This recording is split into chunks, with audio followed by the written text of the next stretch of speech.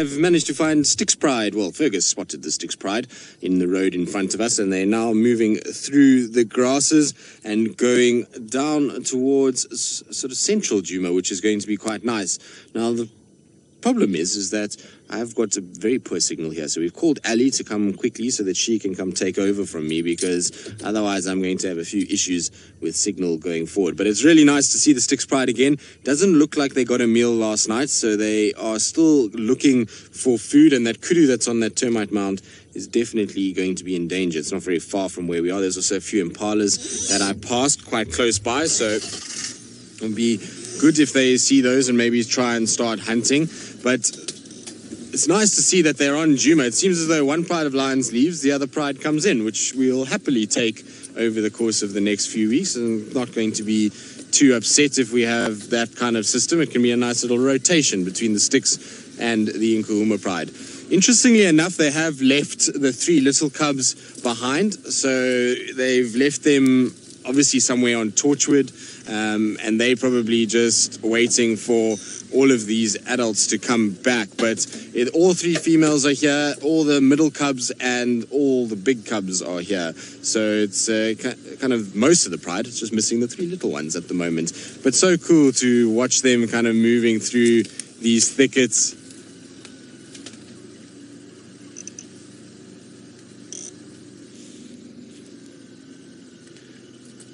Patrick, this is a question that has been asked before, and one that there is no real definitive answer. So you're asking about cubs and kittens, and so the thing is that it seems as though wild cats in particular, so any of the cats that occur in the wild areas of the world and that are slightly bigger, are known as cubs. So things like the big cats, most of them, so mountain lions, jaguars, lion, leopard, cheetah, whereas the smaller cats, so things like wild cats, servals, the caracals, those are all known as kittens. So it's more a size thing than anything else, but there's no definitive term as to why there are cubs and kittens. It's essentially, it's just the bigger cats are called cubs and the smaller cats kittens. Right, we're going to have to try to keep up with these guys. They're going through quite a dense area. Come on, Jigger, don't start your nonsense. So Jigger this morning, for some reason, just hasn't wanting to be or doesn't want to start correctly. It keeps kind of just throttling out, which is sometimes rather annoying. I believe it's fairly normal, Fergus tells me, for Jigger to be this way. But anyway, we'll try and keep up with these lions. They're still moving quickly now and are going through the grass with some purpose. I wonder if they're going to head all the way down towards Twin Dams, because if they just keep moving like this, they'll eventually get into that area. We're going to be close to Mamba soon, so it's going to be interesting just to see how far they walk this morning and whether or not they loop all the way back to the little cubs, or if they're going to find a place just to rest for the day. But isn't it cool just to see all these little black ears floating through the grass? Now, I know a lot of you have asked about black ears and why they have it. It is very clear when you see them in front. Look at their coloration of their body in relation to the grass. They blend in really well, but what you do see is little black ears just bouncing through the grass, and that's what makes it very easy for them to spot one another. So those black ears on the back just help everybody see where everyone else is and be able to follow them through. How cool is that, though? Just a train of lions moving through the long grass. Very cool to see. I think so, anyway. It's nice to have the Styx Pride around. Like I say, we had Nkuhumas yesterday, Styx Pride this morning. So Cat today is off to a good start. Good. I'm going to try to keep up with the Styx as they move through. And while I do that and wait for Ali, let's send you back across to Byron, who I believe has found the largest of the big five in a herd form. Indeed, I am. They've at least slowed down a little bit. Although, actually, now that I look at them, there's some big full bellies. So they did eat last night. They've eaten, I didn't realize the young ones, how full their bellies are. And this back female has got a big belly as well. So they definitely got something small last night, maybe an impala or something like that between them. But there is some food in those tummies for sure, which is good news. Now, one of the young males is right at the back, who's probably the worst affected of mange, is going to come past us fairly shortly. There he is. That's probably the worst affected one, but still looks okay, and I'm sure will be all right. Now, I've got to try and get through this next little thicket and try and keep up with these guys, because it's not very pleasant in here.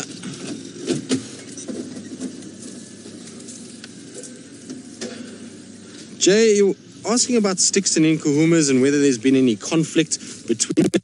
Now, hopefully we're not going to lose the reception because our aerial just went down. There we go. Aerial's back up. So I'm sure they have clashed at times. I've never seen any sort of actual big fights between them or any videos of them fighting massively with one another, but they, I'm sure, have clashed at times. They've both been around for so long, these two prides, that it wouldn't surprise me at all if they've come into contact with one another at some point in the past.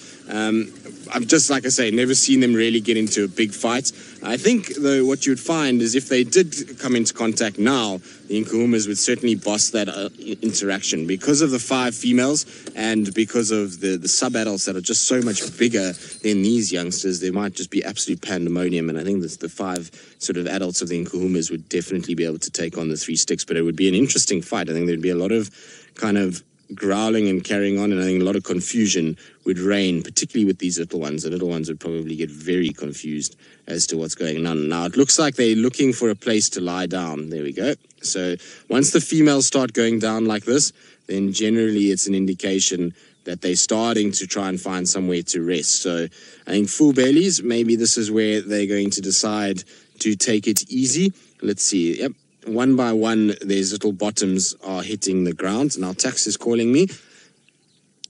Yeah, Tax, they've just gone stationary now, just north of Mamba. But on this Makulu game path that comes out at that road that goes south, if you just come north from there, you'll find me.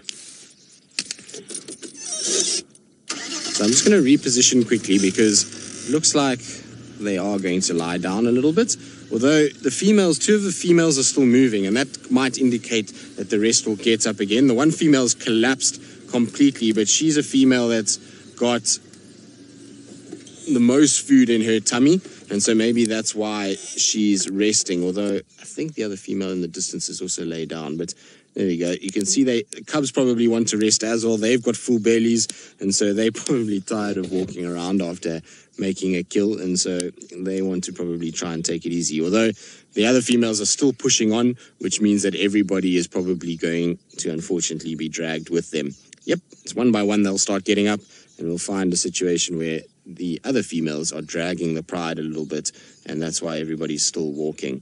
Would have been nice if they had lay here, because it was such a beautiful spot.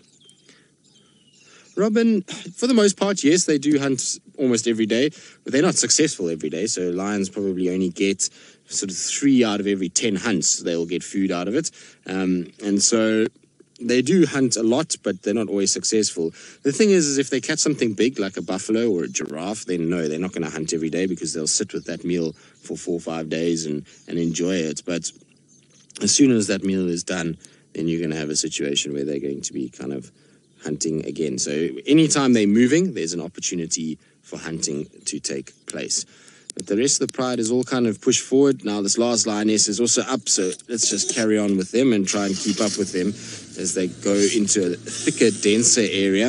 I wonder if it's maybe just that they move because they know the sun is going to be a little hot and it's going to be a bit of an issue. So we're going to just see if maybe that's why they move towards a little bit more of a thicker area, which is just on my right-hand side.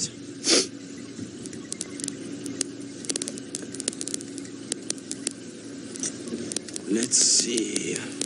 No, females are still moving up in front, so they're still going quite quickly. So I don't think the pride is going to lie down just yet. There you go. You can see one of the females just ghosting past, and the other 2 females are quite far ahead already. So the sub-adults are being left behind again, and off these guys go. I think once they find water, they're going to drink at water, and then they're going to hopefully lie down, and then that's going to be, I think, it for the day. But definitely they got a good meal last night, which is good. I mean, it didn't fill all of them, but some of them definitely have nice round bellies. So some got more than others, particularly the younger cubs. They seem to all have got nice round tummies. The older cubs don't seem to be as full just yet. But I'm sure they'll try and sort of hunt again at some point and get more food. Right, now I'm going to send you off to Ali. Hopefully she's going to be into the sighting fairly soon, and we're going to continue on our way. And so while we continue off, let's go have a chat with Ali and see where she is and how far she is from the sighting.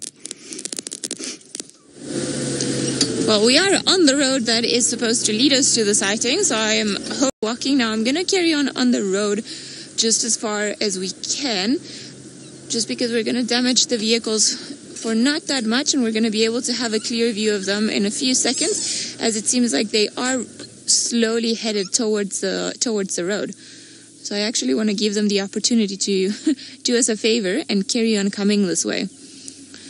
Now, you girls are definitely on the move. I wonder if perhaps whatever it is that they ate wasn't enough. Youngsters in tow. Heading onto the side. Good.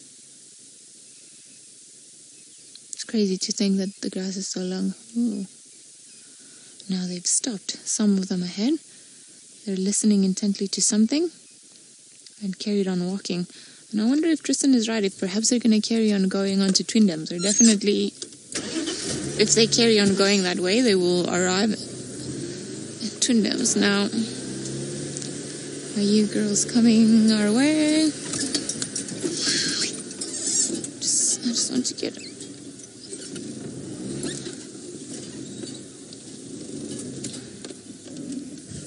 Emily, go girl. It's a bit of a mystery, to be honest, as to how they communicate or how the cubs know to stay back when the lionesses go for a hunt. Sometimes there's not even a cue that we can hear. They don't make a sound that we as observers can hear, and I think it's a bit of practice and communication at a level that we are not fully or cannot be fully aware of. I think it's also just instinct, them knowing that it's time to move.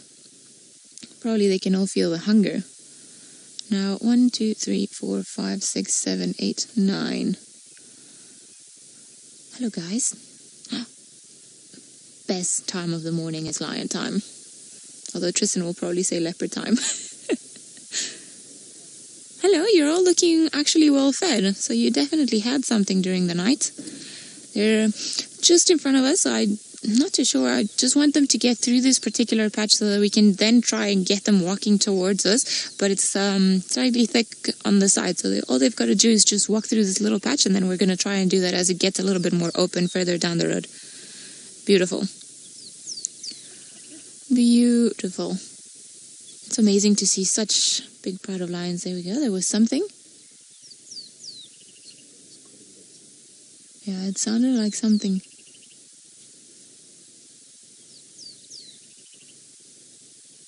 Automatically, that was amazing how they all turned and faced in that direction. Now, I don't know if it sounded like potential prey species or another lion. Did you manage to hear it, Senzo? It was a lion calling. Okay. That thickens the plot a little bit. Wonder if perhaps one of the males is not around here, because it seems like the Nkuhumas are far from where we are, so I don't think it would have been one of the Nkuhumas. It would be nice if one of the boys was here. Yeah. Where? Clearly not too bothered by what they heard, and they've carried on walking. Alright, seems like as they're going away, we are just in tow with one of the vehicles, but I'm gonna try and go around them and then just try and get ahead of everyone else so we can have all the lions walking towards us. Alright, I think we might be in your way, so we're gonna move so that you guys can carry on walking down the road as you were before. They are on the move, and as Tristan mentioned earlier, Twindoms, it's not far, so I think they're headed that way. At least it seems so. But now we've got some other puzzling reports from the radio. Apparently there are more tracks far away from here for some more lions. It seems like for 3 lionesses all the way close to the Gallagher Pan. So it's interesting. It could be then. Seems like the tracks are coming from Torchwood. So it'll be interesting. Maybe we've got more lions around. Seems like puzzling is the word for all of the lion and leopard's dynamics. Now, this last one that's coming around, she's clearly the mother of the young cubs. You can see she's full of milk. And they're just going ahead of us. Now, at least we got them walking down the road, and we're going to have to do a little bit of leapfrogging again just to try and get around them once more. I wonder what you guys are up to, because the little ones are not here, so you are likely on the hunt. Robin, I think all the Birmingham boys hang out with the Styx at different points. I'm not sure if there's one that's been hanging around with them the most, but it seems to vary. And I think I've heard reports of at least everyone or every single one of them at one point hanging out with them. So I can't say, I don't think they've got one particular favorite, as in like one Birmingham boy will choose to be with the Styx Pride and one of them or another one of them with the Nkuhumas and so forth. All right, I can still see them walking down the road, and I'm just trying to create a bit of a gap between us and them, but the grass is very long, and I have driven into stumps before, which is not ideal. Now, if you're wondering about the trees that we're going through, we try to go straight through them because most of them spring back up once we go through. Ooh, okay, there's a bit of a game path here, which is going to make it easier. Okay, I think, funny enough, I think at some point. Nothing like a bit of bundu bashing in the morning. Fighting gremlins, going through the bushes.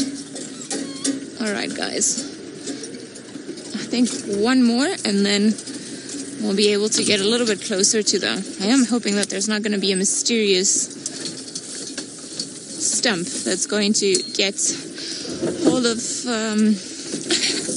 the steering rod as it did the last time that I was trying to follow lions through some of these very thick bushes, where we just got pretty much completely stranded because the direction of the car just didn't work.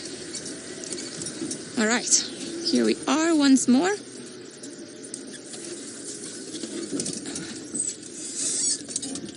Oh, now you guys are heading out of the road. Okay, I can go onto the road then. Here we go. It's a bit of a tricky one. And there are a bunch of pans in between this block. And I know Thandi likes to use, or used to like to use, these pans. I haven't seen her around here. So I'm not sure if they're going to head that way.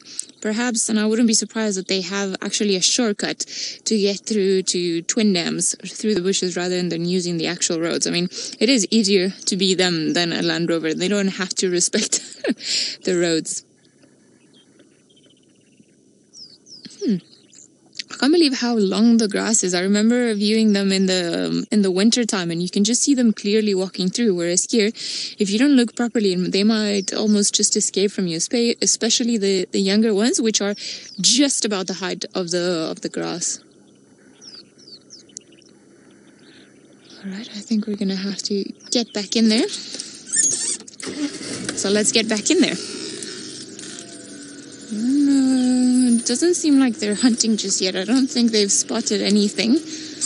But they're approaching it carefully. Now, they're not hiding. They're just standing still. The one lioness is still standing still. Of course. Now you started walking again. And there they go. Okie dokie. Onwards and forwards we go.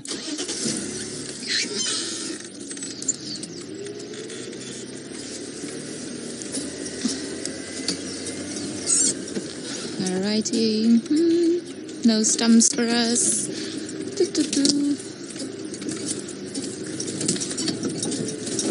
Okay. I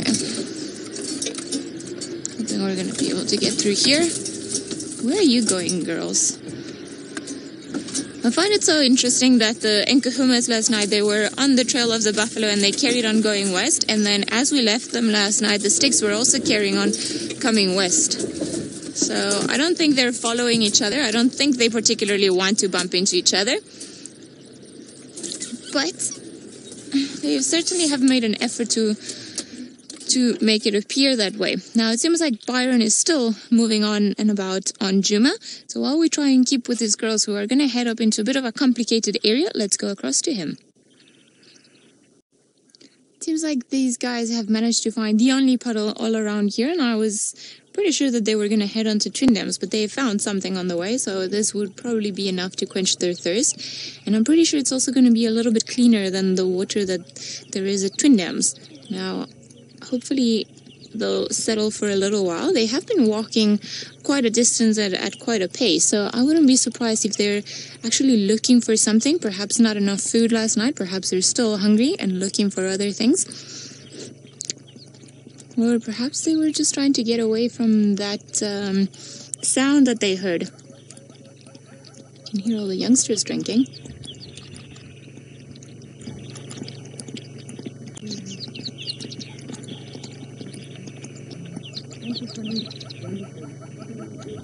Beautiful little things.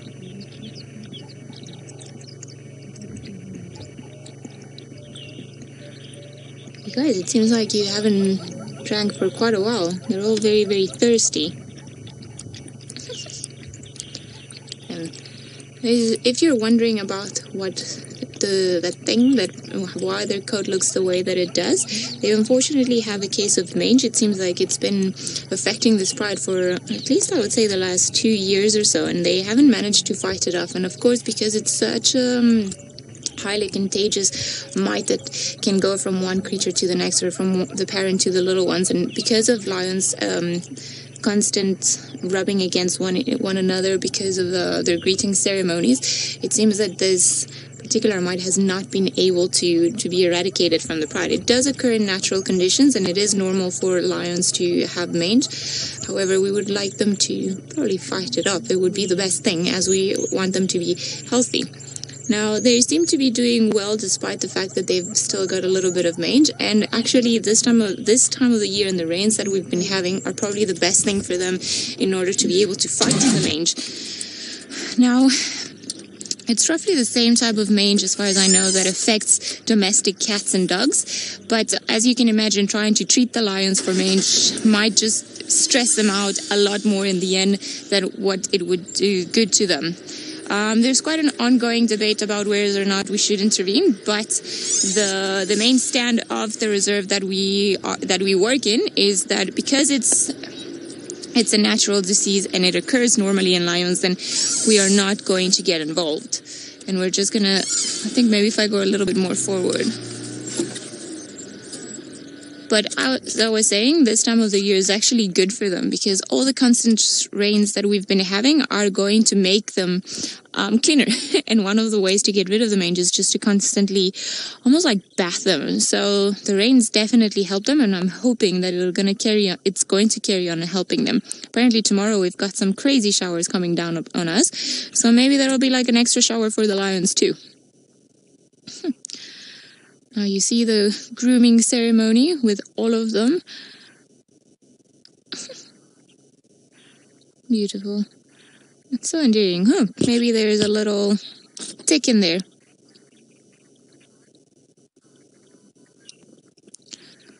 Sorry, Chris, can you repeat the question for me once more?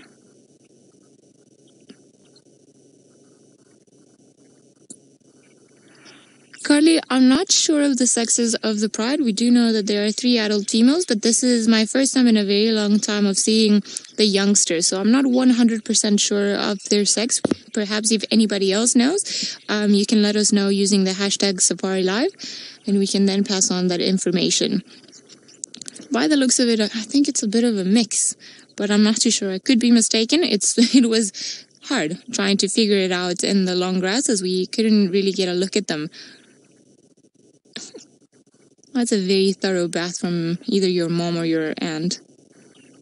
Trying to get all the ticks and everything out. You're doing a very good job. Very endearing when lions do this to one another. Trying to make sure that they're clean, getting the parasites out of the way, making sure that the ticks don't annoy them as much.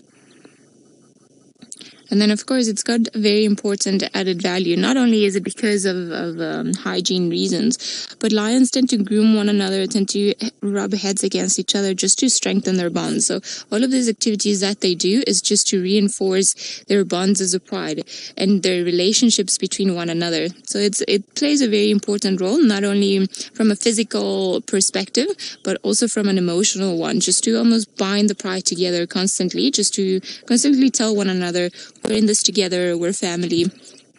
So it's a very special thing to watch. See all the lions aloe grooming and just doing it so peacefully. You see, they're getting all the tough spots. Even the youngsters' ear, I think it was pushed the wrong way around. But they tend to help each other in spots that it's hard for them to groom themselves. So underneath their neck or in the ears, in the tummy where they can't really get to.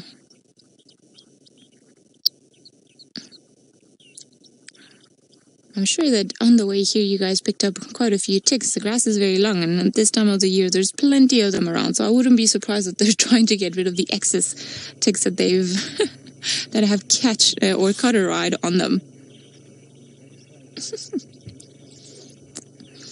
I wonder if you guys will be settled now, or if you're going to carry on walking. I agree with everyone that this is a very sweet moment into the inside of the Styx daily life. Especially these two in front of us. I think those two are having a proper cuddling session / bonding / getting rid of ticks. So it's a little bit of cuteness mixed with a little bit of ew. I would imagine some of the ticks and the lions are very, very big and full of blood. But they're doing a good job at getting them out. Good job, guys. Good job. I think the little ones are, except for this one, the rest of them are starting to fall asleep. And I think the walk that they've done in the last few hours, or from late last night until this morning, has probably taken their toll on them. Maybe if they even ate for a little while, they had to go back to, or they had to go towards this kill and then eat and then carry on walking. I'm actually wonder if the Styx left their cubs far away, or if they're heading back to fetch the cubs, because by looking at the female that went past us, the one whose mammary glands were quite full of milk, we could see that she has not fed them in the last few hours, so that's probably why they're so swollen. It wouldn't surprise me if they're trying to head back to where they left them, just to then go and feed them, because they also need to be fed. But they can go for at least a day without feeding, so maybe they want to get more food and then they'll go back there. Tony, yes, they will eat the ticks. It's not like the oxpeckers where they will look for them as a food source, but there's beautiful head rubbing. But they will, if the ticks get caught in their tongues, then they might swallow them by mistake, but I don't think they will go to the extent of looking for them to eat them. It's more as in trying to get them out of the hair, and then when they get tangled in the mouth, well, they go in and you eat them.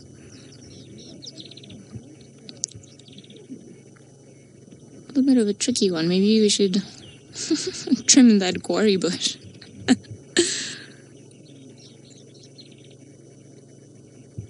Now, it seems like the one that was leading the pride is this particular female. She was the one that was at the head of the walk at all times.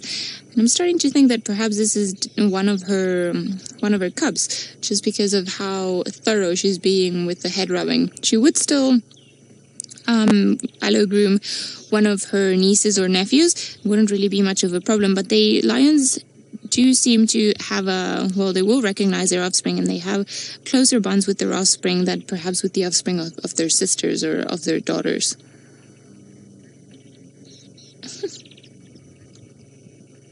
They're doing it in sync now. Very cute.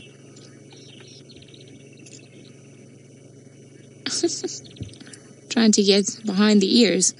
Come, Mum, I can feel all your ticks here.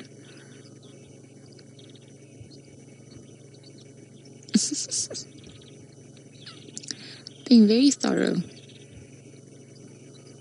Good, we want you guys back healthy, so make sure you get rid of all those ticks. Can be such gentle creatures towards one another, as they can be fierce towards the rest of the world. I think that part always surprises me, just how gentle they can be when they want to be with their youngsters, but they also can be very, very volatile towards their own youngsters. So I think it's almost like an Italian family, and I mean this with a lot of love, because I'm also partly Italian, but it's very passionate. It goes from absolute love to absolute shouting at them. Nazi, I'm not sure if they get tick bite fever, to be honest. If I would assume that they could, or at least get some diseases directly from ticks carrying certain bacteria. I do know that they get malaria, so I wouldn't be surprised if they could pick up a disease from the ticks, but not 100% sure as to which ones they would pick up. We get a lot of tick bite fever, and I wouldn't be surprised if they're carriers of it, or if they could be affected by the same disease, but I'm not too sure. I would have to go back and find out from you. I've been meaning to go back and just have a look at a bunch of diseases that affect lions. we're going to stick around with them, see what they get up to. Hopefully they're going to stay around this area for a while longer, but while we do that, let's head back to Byron. You can see that in full fashion, they're lying all over the road, which is wonderful. I love it when lions just help us out and decide to lie not in through the bushes as the Nkahumas were doing yesterday. Although, after all, the Nkahumas provided us a wonderful sighting yesterday evening when they started all to move in the darkness. And it's quite something to see so many lions up and moving. And I think today it was very interesting to see them all walking through the long grass. It just gives you an idea how hard it is to spot them sometimes. But I think their movements for the day are probably done. I reckon if the clouds do not entirely take over the sky, as it seems like they might, then they might just move exactly where that little one's going to hide underneath the shade of the bushes, and that's probably where they're going to stay. Oh, well, maybe not exactly there, because now it's being tampered with. At least you were polite and you went to the bathroom somewhere else and not on top of one of your siblings.